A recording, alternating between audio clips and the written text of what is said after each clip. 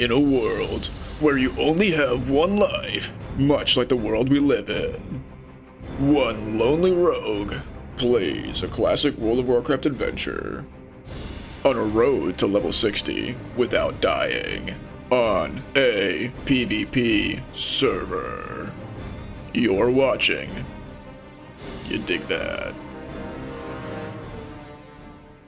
Hey, what's going on, guys? You dig that here. I just wanted to quickly remind new viewers here that on this channel, I'm playing the Hardcore World of Warcraft challenge that was popularized by Cargos. So if you're interested in the challenge, you can read the rules down below. However, while watching this video, keep in mind that I've only got one life. If I die, I have to delete my character. Also, for returning viewers, thank you for the recent subscribers. Really means a lot to me. This episode is going to be a little bit different. It's going to be about the same amount of time length, but I think you'll really enjoy this one.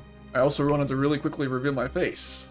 Hey. So with that out of the way, and without further ado, let's see if I can hit level 60 before TBC comes out without dying. Let's jump right back into where we left off from episode 3. Let's get it.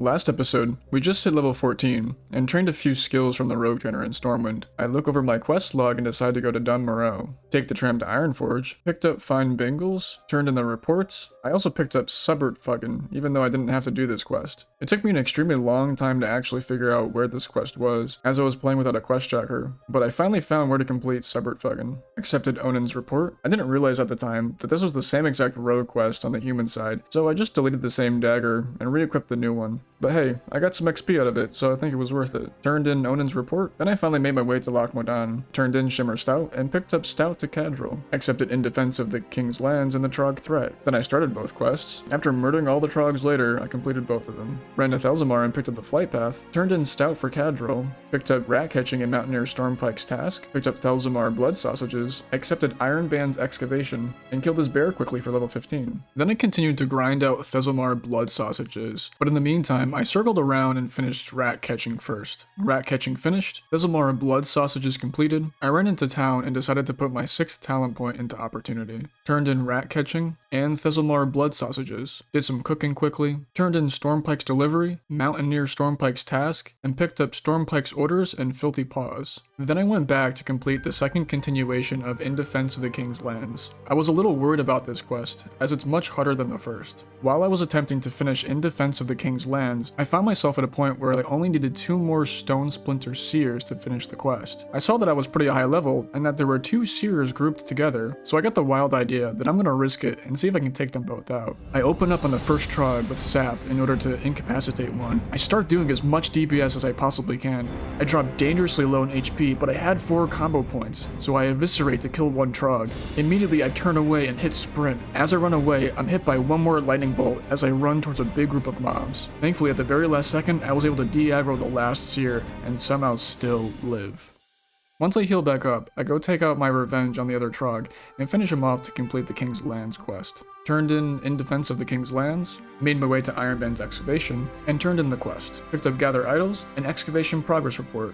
Turned in Excavation Progress Report and accepted a report to Ironforge. Completed Filthy Paws, turned in Filthy Paws, then I ran back to Thelzamar and flew to Ironforge. Report to Ironforge turned in, accepted Powder to Ironband, decided next to go to Westfall, take the tram to Stormwind, fly to Westfall, turned in Return to Lewis, started Gore-Tusk Liver Pie and Westfall Stew. While doing both of those quests, I decided to get the Forgotten Heirloom finished. Westfall Stew completed, Gore-Tusk Liver Pie finished, turned in Gore-Tusk Liver Pie and Westfall Stew, turned in the Forgotten Heirloom, decided to put our first point into Camouflage, finished the Killing Fields, and turned in the Killing Fields. Completed the People's Militia, turned in the People's Militia, and accepted the next one, flew to Stormwind to work on Professions, trained Pick Lock, Expose Armor, and Eviscerate, trained Heavy Linen Bandages, and got my first aid all the way up to level 80. Trained Anti-Venom and Wool Bandages, made some Copper Tubes, got level 75 Engineering, trained Journeyman Engineer, and now we're moving on to Tin items. Awesome. Then after having trained Engineering, I head back to Westfall. Then I go and try to complete Patrolling Westfall. As I was trying to complete Patrolling Westfall, I attempt to clear out 2 of the mobs in a group of 4.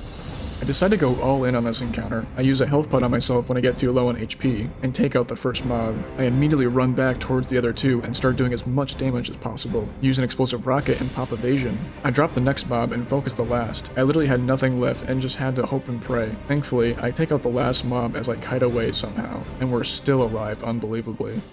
Then I finally finished patrolling Westfall. I started the People's Militia, and I actually tried completing it inside the quarry. I successfully cleared out the cave, and pretty much had finished the quest, but on the way out, this happened. Unbeknownst to me, there's another mage to my right. As I get hit from the mage to my right, I accidentally pulled the mage in front of me, so I freak out and immediately hit sprint. As I run by, I'm forced to pull a third mage, and I scream on stream, "Oh my god, no, I'm dead, I'm dead, I'm dead, I'm dead, I'm dead, I'm dead, I'm dead, I'm dead, I'm dead, I'm dead, I'm dead, I'm dead." I resisted it.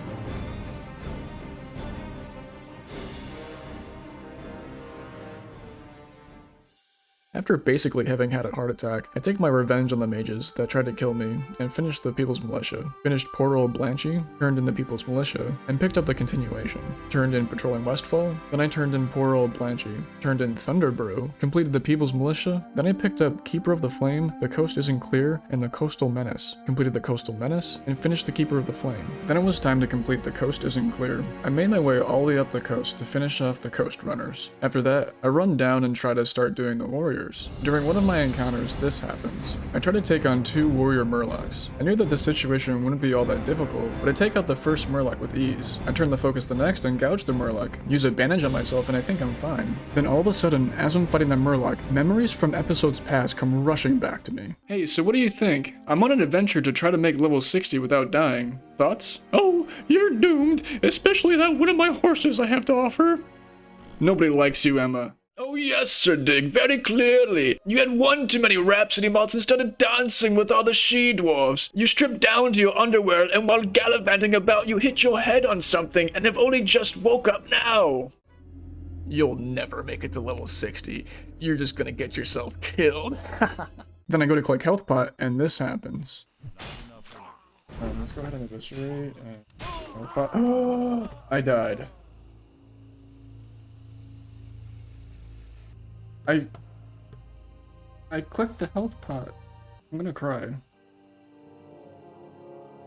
Died. There's only one episode left, so that means I have to start a new character. Dad's gonna love this. And I'm gonna keep this part of the video in just for him, so that he can watch this part. Like, I kinda wanna cry because it's like, not only have I put in so much time, like, actually playing a character, I've played this character for 22 hours. Not to mention, all the time I spent editing his, adventure.